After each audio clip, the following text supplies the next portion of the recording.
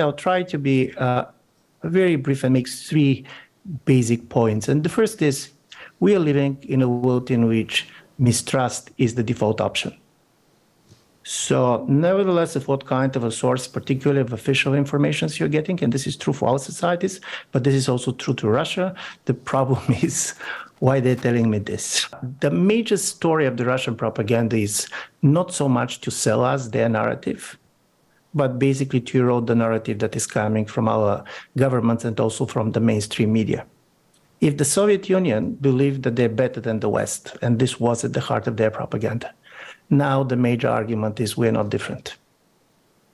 And I'm saying this because for me, one of the critical things to understand how it works was to try to explain certain things that does not make much sense. And one was when in 2014, the Russian special forces basically landed in Crimea. President Putin personally went into television and said that there is no Russian special forces in Crimea. Some politicians are lying, even heads of state, but normally you're lying on certain things on which you have certain room to maneuver, and basically said that it was not true. But the moment when he was saying that there were no Russian special forces in Crimea, probably his Western colleagues knew the names of the people. And he himself, 2 weeks later, gave them medals for being there. So why then you're lying? And you're lying to be called a liar. So then you can say, liar like you. What about the weapons for mass destruction in Iraq? I do believe that this type of a game in which you all the time is doing something that is excessive, try to be exposed, and after that to weaponize it, the famous kind of a judo metaphor with which the Russian president was so much happy to work was very important for this initial period. Secondly, in the information war, disinformation can be as important as the true information. Strangely enough, quite often you can basically be disbalanced also on the basis of a very much of a true information. One of the major decisions that the American government has done was that prior to the war, they decided to do something that normally intelligence agencies never do, which means basically publish on a daily basis the type of information about the movement of the Russian forces that they had. And the major argument was that President Putin, as somebody coming from the intelligence services, till now have never started a war in the absence of surprise. So you believe that if you're going to show him how much you know about the movement, about the communication within the Russian staff, and by the way, Bellingcat did a great story, basically shows how it works. It's not simply basically what is true and what is not true, how it works. But unfortunately, this didn't work, and basically the war started. I'm saying this, and then I go to my third point. We should not go into the trap of explaining everything that you don't like with the Russian disinformation, and particularly with the fake news and others. And I'm saying this because we're always focusing on the supply side, but there is a demand side. Many of the people who are consuming, for example, Russian narrative, consume it not because the Russians are giving it to them, but because they want to consume it. The major story is it's not black and white. So the major idea of disinformation is about creating a gray zone in which everybody is equal, no argument is better than other argument, and everything is not as it looks like.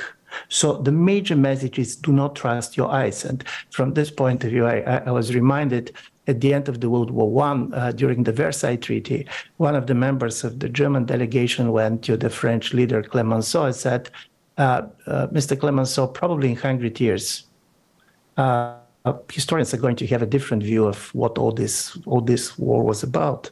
And then Clemenceau said, for sure, but nobody was going to claim that Belgium attacked Germany. So from this point of view, I do believe that the Russian propaganda believes that in the world in which we're living, even probably in 10 years, somebody can claim that Ukraine attacked Russia. Try to understand that many of the views and many of the information which we consumed is based on our value or ideological predispositions, that we're very much there. We consume the information in the way we want to consume. The strength of the disinformation comes that it creates communities. It creates communities of argument. It can mainstream certain arguments. It can make certain things which are not true to start to look legitimate. And I'm saying this because when we're just focusing also on the Russian sources of disinformation, we're totally underestimating the fact that for very special reasons, people and groups in our own societies are telling stories which are very much kind of drastically changing what is happening on the ground, not because they're necessarily interested to serve the Russians, because they want to serve themselves. For example, they want to delegitimize certain governments, certain positions, certain media. This is also the biggest problem of the journalists. Because in a certain way, you don't know what to say. For example, all this kind of investigative stuff, we're coming to a certain truth, and you know that it could be weaponized, and it can be weaponized in a way that you cannot imagine. So for me, this creates also a lot of moral problems on the side of the journalists, and particularly journalists who on one side want to tell the truth, but on the other know that they're functioning in an environment where a lot of their leaders believe that there is no truth and everything is just an information war. I never was one of the people who believed that simply through disinformation, and particularly centralized disinformation acts by a certain type of players, we can explain everything. And where I do believe Christo is absolutely right, the biggest now target of the Russian propaganda is Russian society. And interestingly enough, in order to make it effective, they were even forced to give much more pluralism in certain positions, because this kind of a vertical propaganda that we had before is not going to be effective anymore. This is why you should have different opinions. You should have some people being outraged by certain things, even that the governments are doing, because otherwise they had the feeling that people are living in a kind of information coma and they don't know how this is going to end up. The biggest problem is that operating in a world in which mistrust is the default option is very different from operating in a world in which people generally start with trust and after that they're asking questions. And my last point on this is we're very much centered on the war. The real moment in which this was transformed was during the pandemic. Listen, there is a major difference between the war and the pandemic from the point of view of countries which are not in the direct military actions. Pandemic goes closer to everybody else. You should decide for yourselves to be vaccinated or not vaccinated. Do you going to trust the government on this or not trust it on that? And then you come up with a kind of constituencies which after that can be politically mobilized. It's not by accident that many of the kind of anti-vaxxer communities and others have been politically after that mobilized for different reasons, because they basically made their mistrust part of their signature understanding of their relations to the governments. And to be honest, there are many things on which the government should be mistrusted. This is the story. You cannot go and say trust the government, because in many cases our governments are also quite economical with the truth. The biggest problem, talking about the grand narratives, is that there is one important success that the Russian propaganda had, and this was within Russia, and this didn't start on the day of the war. And basically this is the idea that Russia is in a war with the United States and the West. This is mainstreamed, and of course there is a part of the Russian population that never bought this, but even many people who are against the war had the feeling that this is not just a war between Russia and Ukraine. So secondly, do I believe that basically the West can go directly to the Russian citizens in the way it went during the Cold War with Radio Free Europe and Radio Liberty? I'm slightly skeptical at this moment. I do believe we have a much more difficult problem, and this is how to help the Russian media, which is outside of Russia, to try to talk in the way that is going to be effective to their own citizens. Because don't forget, many of the people who are very unhappy and very mistrustful to the Russian governments, they're not asking Putin the question, why did you start the war? They're asking, why are you not winning? It is very important not to allow the Russian government and media to convince the Russians that basically they're defending themselves, and if the war is going to end up, the only thing that everybody is talking about is disintegration of Russia, devastation, and so on, because this is a society which is traumatized by the disintegration of the Soviet Union. And this is going to give certain type of resource to Putin, which otherwise he does not have. For us, it's very important to tell them that this is not a great patriotic war. This is the Afghan operation. Mm-hmm. And in my view, trying to understand this is what you're facing now.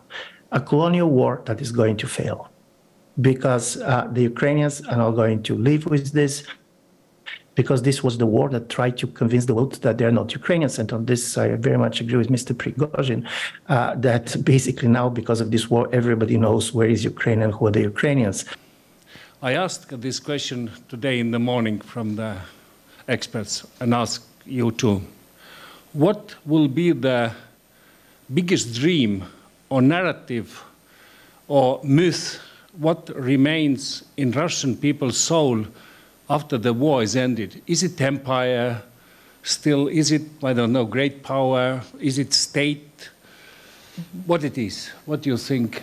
This is a much more interesting and difficult question to be answered in 3 minutes. But there is one important thing to happen is basically one of the paradoxes of the disintegration of the Soviet Union was that during the Soviet period, Russians as an ethnic group has been trading power for identity. In a certain way, basically, if you remember, there was not a communist party of the Russian Federation, and there was not a government of the Russian Federation within the Soviet Union. At the same time, there was a second Russian, ethnic Russians, which had been basically a key figure in the governments of most of the national republics. Why I'm saying this, national identity was much stronger on the periphery and much weaker at the center of Russia. As a result of it, Russian nationalism of this type is a latecomer. This is not by accident that if you're carefully reading people like Prigozhin, he's envying the Ukrainians. They want to have this type of a nationalism. They want to have a leader like Zelensky. They want to have this because all the Russian imperial project was based on a very weak and inclusive Russian identity. In a certain way, everybody who basically wants to be Russian, speaks the language, shares the culture, could be treated like Russian. In the moment when the empire started to disintegrate, this does not work well for Russia. And President Putin, and this is a long conversation which everybody has his obsession and I have mine, I do believe that President Putin was very, very much also shaped by his very profound demographic fears of what is happening to the Russian population.